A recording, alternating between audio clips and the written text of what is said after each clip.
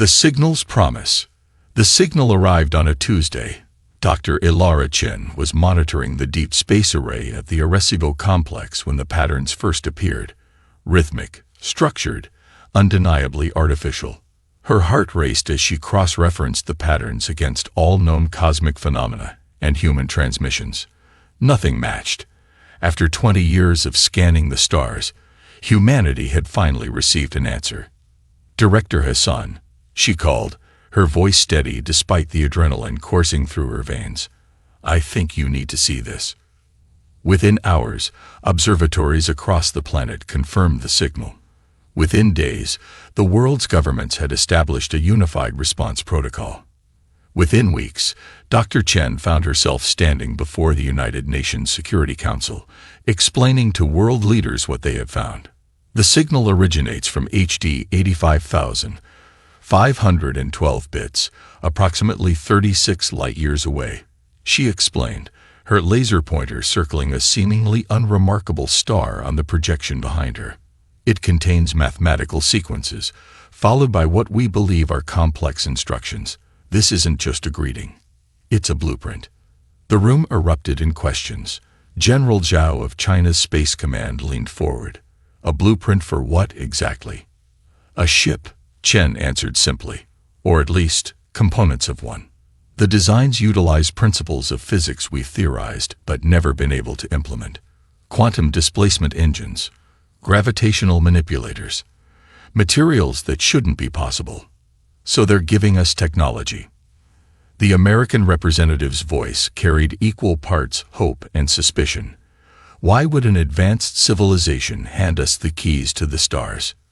Chen hesitated. "That's what bothers me, Madam President. These aren't just advanced designs. They're desperate ones. The transmission pattern suggests urgency. The blueprints aren't a gift. They're a plea." In the following months, the brightest minds on Earth worked tirelessly to decode the alien mathematics. Dr. Chen led a team of xenolinguists, mathematicians, and theoretical physicists in the largest collaborative scientific endeavor in human history. The United Nations established Project Prometheus to coordinate the global response. 6 months after the signal's arrival, Dr. Chen made another breakthrough. The signal contained more than blueprints. It contained a message. "They call themselves the Luminarch," she announced to the Prometheus Directorate. "Their star is dying, but that's not why they sent the signal. Something called the Void Harbingers destroyed their civilization. The blueprints are for a defensive vessel, one that could save them. But the message was sent 36 years ago. They're already gone. Then why build the ship at all?" asked Director Hassan, the question hanging heavy in the room. Dr. Chen displayed the final decoded portion of the message. "Because they weren't the only target. The Harbingers move from star to star, consuming civilizations. According to their calculations, Earth is next." Silence fell over the room as the implications sank in. Humanity wasn't being offered a gift. They were being mourned and armed. Construction began immediately. The nations of Earth, faced with extinction, pooled their resources in unprecedented cooperation. The International Space Agency established a construction facility in Earth orbit, where the gravity manipulation components could be properly tested. Materials research labs across the planet worked on creating the exotic alloys specified in the blueprints. Not everyone embraced the project. Religious extremists proclaimed the ship an abomination. Conspiracy theorists claimed it was a trap designed to lure humans to their doom. Several attempts at sabotage were narrowly thwarted. Dr. Chen found herself working alongside Captain Marcus Reeves, a veteran astronaut selected to command the vessel once completed. Reeves was skeptical, pragmatic, with eyes that had seen the curvature of Earth and the vast emptiness beyond.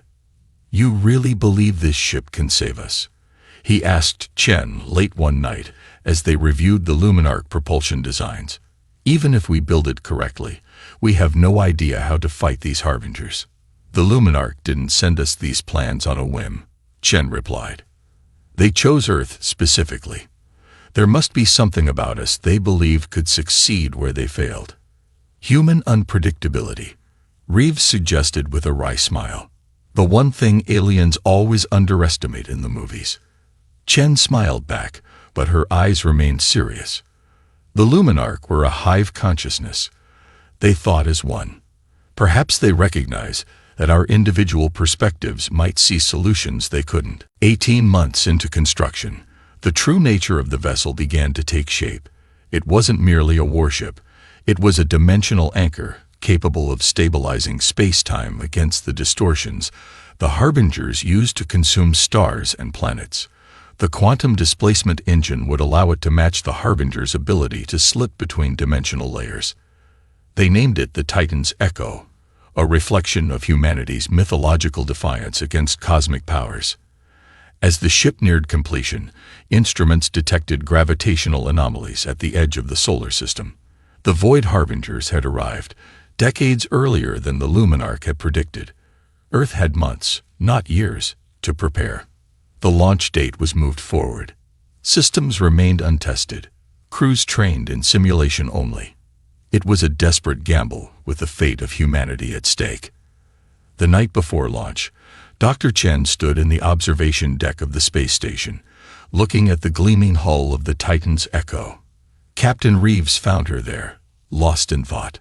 Having second thoughts, he asked, joining her at the viewport. Wondering if we understood the message correctly, she admitted. What if we missed something crucial? What if this ship isn't what we think it is? Reeves was silent for a moment. You know why they chose me to captain this mission. My psych evaluation said I have an uncommon comfort with uncertainty. We're heading into the unknown, Ilara. All we can do is trust that the best of humanity went into building this ship, and the best of humanity will be going aboard. I'm coming with you, Chen said suddenly. As the foremost expert on Luminarch communication, I've been assigned to the crew. Reeves raised an eyebrow. I thought you preferred your feet on solid ground. This is first contact, Marcus. Even if the Luminarch are gone, their legacy remains. Someone needs to understand what they were trying to tell us. She turned to face him fully. And if we fail, someone should be there to record humanity's last stand. The launch ceremony was brief. With the gravitational distortions growing stronger by the day, there was no time for lengthy speeches or ceremonies. The crew of 50, scientists, engineers, and military personnel from 18 nations, boarded the Titan's Echo with the hopes of humanity on their shoulders. As the ship pulled away from the station, Captain Reeves addressed the billions watching from Earth. We go to meet our future, whatever it may hold. We carry with us not just the technology of an alien race, but the spirit of our own. The Titan's Echo will show the stars what humanity is capable of. We will not go quietly into the dark. With those words, the quantum displacement engines engage. In a flash of light that briefly outshone the sun, the Titan's Echo vanished from Earth orbit, leaving behind a planet holding its collective breath. The signal had promised salvation. Now humanity would discover if that promise could be kept. Part 2. Forging the Impossible. The Titan's Echo materialized at the edge of the solar system, where instruments on Earth had detected the gravitational anomalies. The crew, still adjusting to the disorienting effects of quantum displacement, stared in awe at the main view screen. Before them stretched a tear in space itself, a gash in reality that pulsed with impossible colors and geometries that hurt the mind to contemplate. Within this dimensional rift, shadowy forms moved like oil through water, their shapes constantly shifting yet somehow conveying a sense of ancient malevolence. Recording all frequencies, Dr. Chen announced, her fingers flying across her console. The rift's radiation signature matches exactly what the Luminarch described. Those are definitely the Harbingers. Captain Reeves nodded grimly. And they're exactly where the Luminarch said they'd be. Dr. Kessler, what's the status of the dimensional anchor? The German physicist checked his readings. Operational, but untested. If the blueprints are correct, activating it should stabilize local spacetime, preventing the Harbingers from completing their dimensional transition. And if the blueprints are wrong? Asked Commander Rodriguez, the weapons officer. Then we learn very quickly, Reeves replied. Dr. Chen, any sign they've detected us? Before Chen could answer, the ship shuddered violently. Alarms blared as systems registered massive energy fluctuations. They've locked onto us with some kind of gravitational tether. Lieutenant Wong shouted from the navigation station. We're being pulled toward the rift. Activate counter thrusters, Reeves ordered calmly. Kessler, prep the anchor. Everyone else braced for dimensional instability. The Titan's Echo's engines strained against the invisible force dragging them toward the rift. The hull creaked under stresses it was never designed to withstand. Warning lights flashed across every console as systems approached critical failure. Counter thrusters failing, Wong reported. We can't break free. Then we don't fight it, Reeves decided. Cut engines. Divert all power to shields and the anchor. If they want us, let's give them more than they bargained for. The ship stopped resisting, accelerating rapidly toward the rift. The view screen filled with swirling cosmic energies as they approached the threshold between dimensions. Anchor ready, Kessler announced, his voice tight. Wait until we're inside, Reeves commanded. Let them bring us into their domain before we show our hand. The final moment before transition stretched like an eternity. Then reality itself seemed to twist around them. Crew members cried out as their senses struggled to interpret what they were experiencing. It was as if they were simultaneously everywhere and nowhere, their very atoms spread across multiple planes of existence. Now, Reeves shouted. Kessler slammed his palm on the activation panel. The dimensional anchor, the heart of the Luminarch technology, pulsed to life. A wave of energy radiated outward from the ship, imposing Earth-normal physics on the chaotic dimensional soup surrounding them. The effect was immediate and violent. The space around the ship stabilized, solidifying into a bubble of normal spacetime within the rift. Outside their protective bubble, the Harbinger's shadowy forms became more defined, more solid, and clearly agitated. It's working, Chen exclaimed. They're being forced to manifest physically within our dimensional parameters. The creatures outside were massive, like living voids in the shape of mantis-like beings, their bodies still partially existing in other dimensions.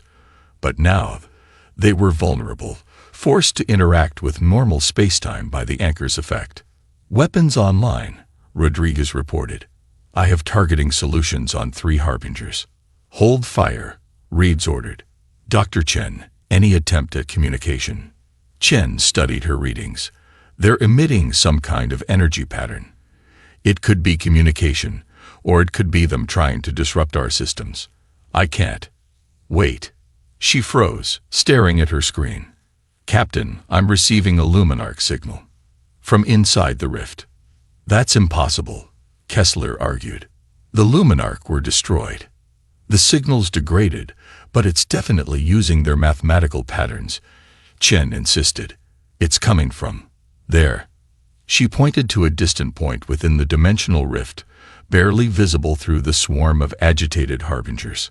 Something was reflecting light differently than the surrounding chaos, a structure of some kind, floating within the rift. A Luminarch vessel, Rodriguez suggested. Or a trap, Wong countered. Reeves studied the distant object. Dr. Chen, your best assessment. Chen took a deep breath. The Luminarch sent us these blueprints for a reason. I think they're still out there, or at least some of them are. They couldn't fight the Harbingers in normal space, so they retreated into the dimensional rift itself. But they need our help to finish what they started. The Harbingers were now circling the Titan's Echo, probing the bubble of normal spacetime maintained by the anchor. Occasionally, one would touch the boundary, recoiling as if burned when forced to fully materialize. They're afraid of physical form, Kessler realized. In their natural state, they exist across multiple dimensions simultaneously. The anchor forces them to exist in just one, our reality. Which makes them vulnerable, Rodriguez added, but they still outnumber us hundreds to 1. Reeves made his decision. Set course for the Luminarch signal. Maintain anchor field at maximum. If the Harbingers want to fight in our dimension, we'll give them one. The Titan's Echo pushed forward through the rift, its engines functioning normally within the bubble of stabilized spacetime. The Harbingers scattered before them, clearly unwilling to be caught in the anchor's effect. But as the ship progressed deeper into the rift, more Harbingers appeared, gathering in swarms that darkened the already bizarre landscape. "They're coordinating," Chen warned, "establishing a blockade between us and the Luminarch signal." "They don't want us to reach whatever's sending that signal," Reeves concluded, "which means that's exactly where we need to go. Rodriguez, arm all weapons. Kessler, can we extend the anchor's field?" "Not without risking system failure. The technology is operating at maximum capacity." Then we punched through the old-fashioned way. Reeves opened the ship-wide comm. "All hands, prepare for combat. We're about to remind these interdimensional nightmares why humans have been feared by every predator we've ever encountered." The Titan's Echo accelerated toward the Harbinger blockade, weapons charged and ready. The ancient creatures, forced into physical form by the anchor's effect, now faced something they had never encountered in countless eons of hunting through the stars. A prey that fought back. The ship's main cannons fired, streams of superheated plasma illuminating the dimensional rift with blinding light. Where the plasma struck, Harbingers shrieked in frequencies that made the hull vibrate. Their partially materialized bodies burned away, leaving behind nothing but dissipating energy. But for every Harbinger destroyed, 10 more took its place, swarming around the anchor's field, looking for weaknesses. One found a fluctuation in the field's integrity and pushed through, materializing partially on the bridge. Half in this reality, half in another, it reached for Kessler with limbs that seemed to exist in impossible configurations. Lieutenant Commander Sato reacted instantly, drawing her sidearm and firing. The bullets passed through the creature's interdimensional body without effect, until they hit the parts forced into physical reality by the anchor. The Harbinger convulsed, its form destabilizing before it collapsed into a puddle of rapidly evaporating dark matter. "Seal that breach," Reeves ordered as Kessler scrambled to adjust the anchor's field. "We can hurt them, people. Focus on the parts that look solid." The battle intensified as the Titan's Echo pushed deeper into the Harbinger swarm. The ship's weapons found their targets with increasing accuracy as the crew learned to predict the creature's materialization patterns. But the strain on the ship's systems was mounting. Warning lights flashed across engineering consoles as power fluctuations threatened the anchor's stability. "Captain, we're losing the anchor," Kessler reported, his voice tight. "Another 5 minutes at most." "We need to reach that signal before the field collapses," Reeves responded. "Divert all non-essential power to engines and the anchor." "Sir," Chen interrupted, "the signal is changing. It's like it's responding to our presence. I think the Luminarch are trying to help us." New mathematical patterns flowed across her screen, patterns she recognized from the original blueprints, but with subtle differences. "They're sending modifications for the anchor," she realized. "Kessler, I'm forwarding these to your station. I think they'll help stabilize the field." The German physicist studied the incoming data, his expression shifting from skepticism to wonder. "These adjustments, they're brilliantly simple. Why didn't we see this before?" "Because they're not just giving us technology anymore," Chen said quietly. "They're teaching us how to use it." As Kessler implemented the modifications, the anchor's field strengthened, expanding outward in a sudden pulse that caught dozens of Harbingers unprepared. The creatures screamed as they were forced fully into physical form, their bodies unable to maintain coherence in a single dimension. The path to the Luminarch signal cleared momentarily. Through the chaos of battle, the crew of the Titan's Echo caught their first clear glimpse of what awaited them, a massive crystalline structure floating in the heart of the rift, pulsing with the same rhythmic patterns as the original signal that had reached Earth. "That's no ship," Reeves murmured. "That's a city. Or what's left of one," Chen added softly. "Captain, I think we found the last refuge of the Luminarch civilization."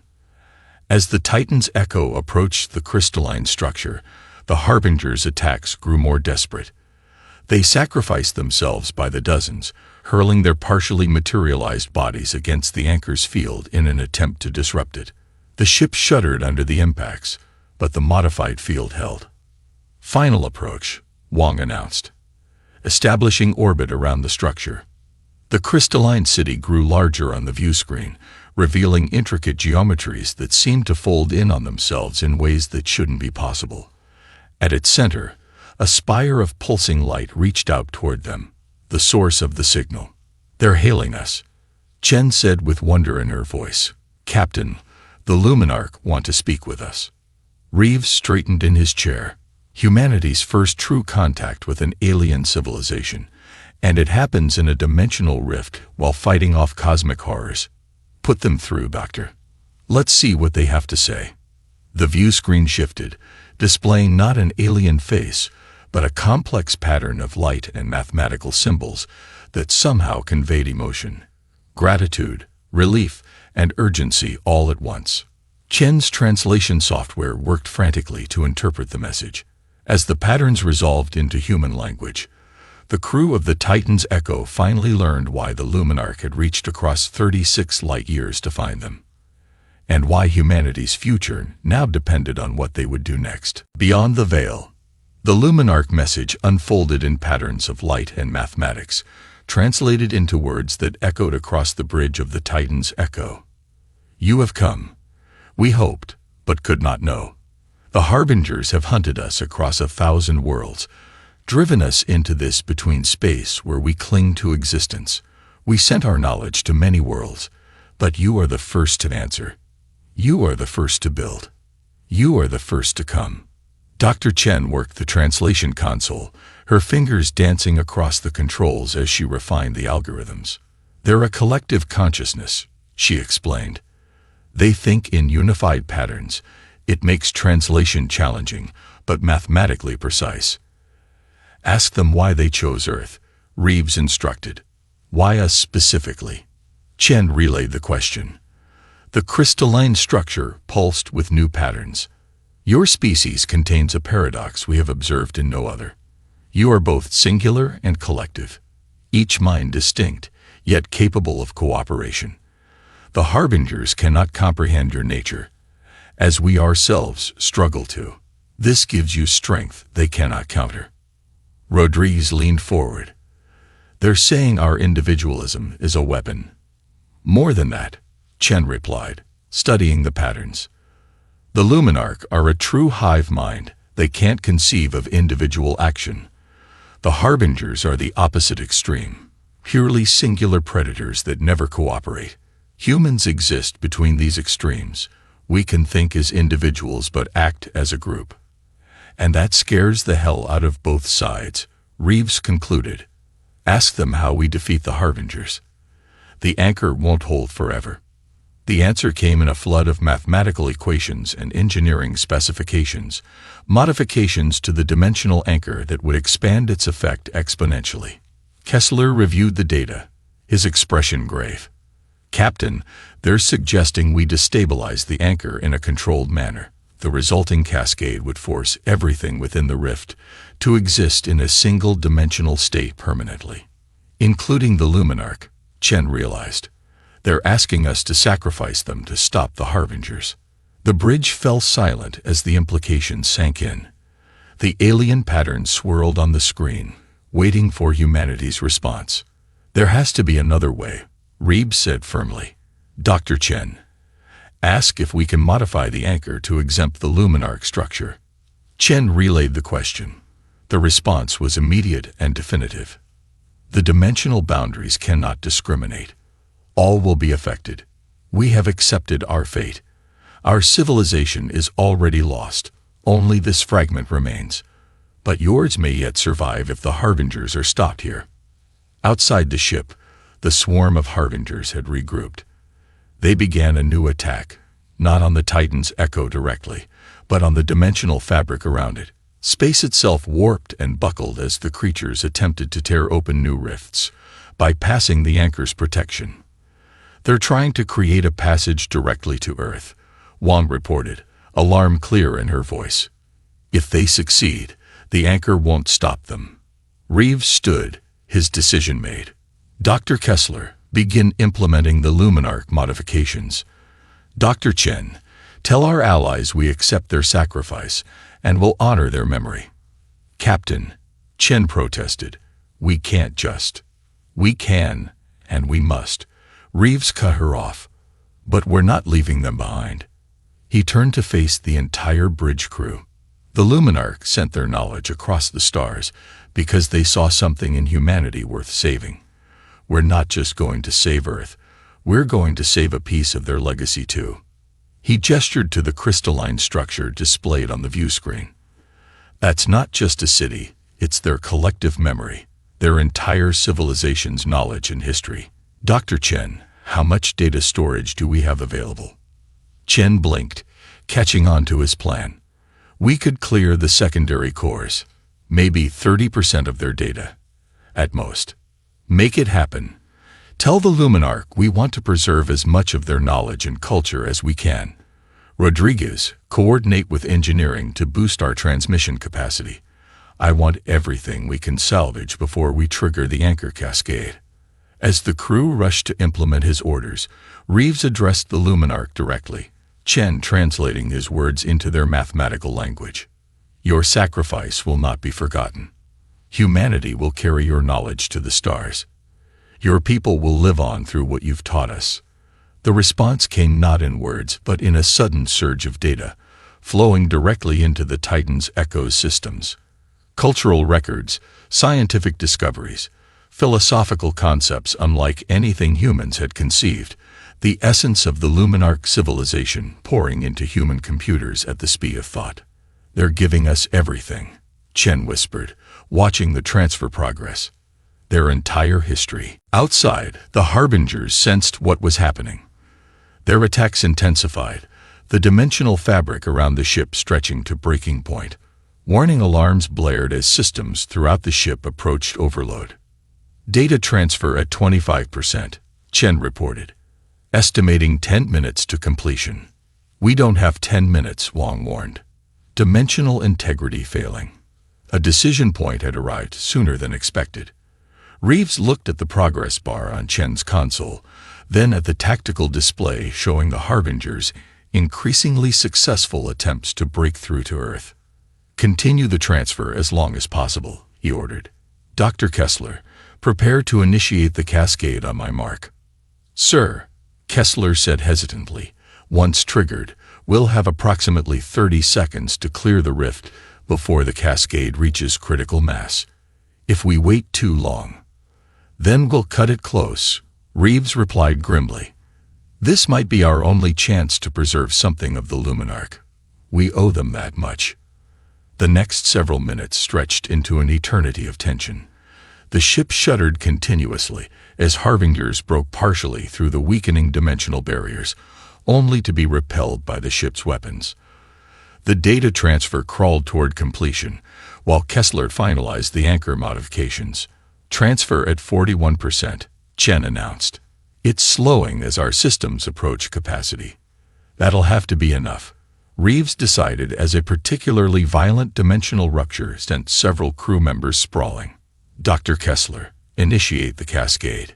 Lieutenant Wang, plot the fastest course out of the rift. Kessler's fingers flew across his console, implementing the final Luminarch modifications.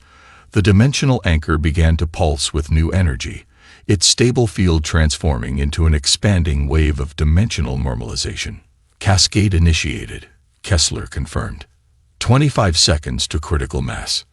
Breaking orbit, Wang reported. Maximum burn toward rift exit. The Titan's echo pulled away from the crystalline structure, engines straining at full power. Behind them, the dimensional anchor's effect began to spread, forcing permanence onto a realm of flux. The Harbingers shrieked as they were caught in the wave, their bodies solidifying completely, unable to escape back into the higher dimensions where they normally existed. 15 seconds to critical mass. Kessler counted down. We're cutting it very close, Captain. The ship rocketed toward the boundary of the rift, pursued by the expanding cascade effect. On the view screen, They could see the Luminarch structure being enveloped by the wave, its crystalline geometries settling into configurations possible in normal spacetime. 10 seconds. 9. 8. Almost there, Wong urged, her hands white-knuckled on the navigation controls. 7. 6. 5. The rift boundary appeared ahead, a threshold between dimensional chaos and the normal space of the solar system. 4. 3. All hands brace for transition. Reeves commanded. 2. 1. The Titan's echo burst through the rift boundary, just as the cascade reached critical mass. Behind them, the entire dimensional pocket collapsed in on itself, sealing away both the Harbingers and the last remnants of the Luminarch civilization forever. The sudden transition back to normal space threw the ship into a tumbling roll. Emergency systems engaged automatically, stabilizing their trajectory, but not before several crew members were thrown from their stations. As the chaos subsided, Reeves pulled himself back into his chair. Status report. Hull integrity at 68%. Rodriguez reported, wiping blood from a cut on his forehead. Weapons offline. Life support functional. Engines at 40% capacity. Came the report from engineering. We can make it home, but it won't be quick. The anchor? Reeves asked. Completely burned out, Kessler confirmed. The technology is intact, but the power systems were pushed well beyond design tolerances. Reeves turned to Chen and the Luminarch data. She checked her console, relief washing over her face. Secure. We managed to salvage 43% of their transmitted knowledge. It will take decades to fully analyze and understand. But they live on, Captain. At least in some form. The view screen showed empty space where the rift had been. No trace remained of the dimensional tear, the Harbingers, or the Luminarch.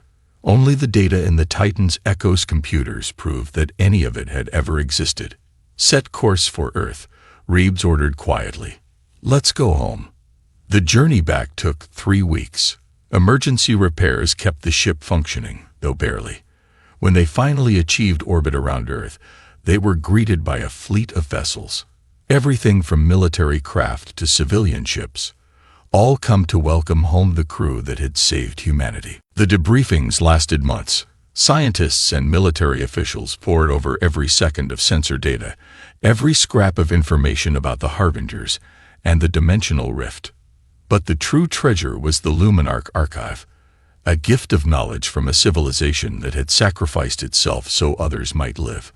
1 year after their return, Captain Reeves and Dr. Chen stood on the observation deck of the new International Space Academy. Below them, cadets trained to serve on the next generation of ships, vessels that would incorporate both human innovation and Luminarch principles. They're calling it the Luminarch Initiative, Chen said, watching young officers studying holographic displays of ship designs. The first true deep space exploration program. Exploration, not defense. Reeves noted with satisfaction. That's progress. Chen nodded. The Harbingers were a singular threat. The Luminarch data shows no evidence of other hostile species, just a universe full of wonders we're only beginning to understand. And now we'll face that universe carrying the legacy of 2 civilizations, Reeves said. Human determination and Luminarch wisdom. A paradox the universe has never seen before, Chen agreed with a smile. I think that's exactly what the Luminarch were counting on when they sent us those blueprints. Outside the viewport, the first of the new ships prepared for its maiden voyage, sleeker than the Titan's Echo, more elegant in its design, but bearing the same spirit of discovery and defiance that had carried humanity beyond the veil and back again. Its name was visible on the gleaming hull, Luminarch Legacy.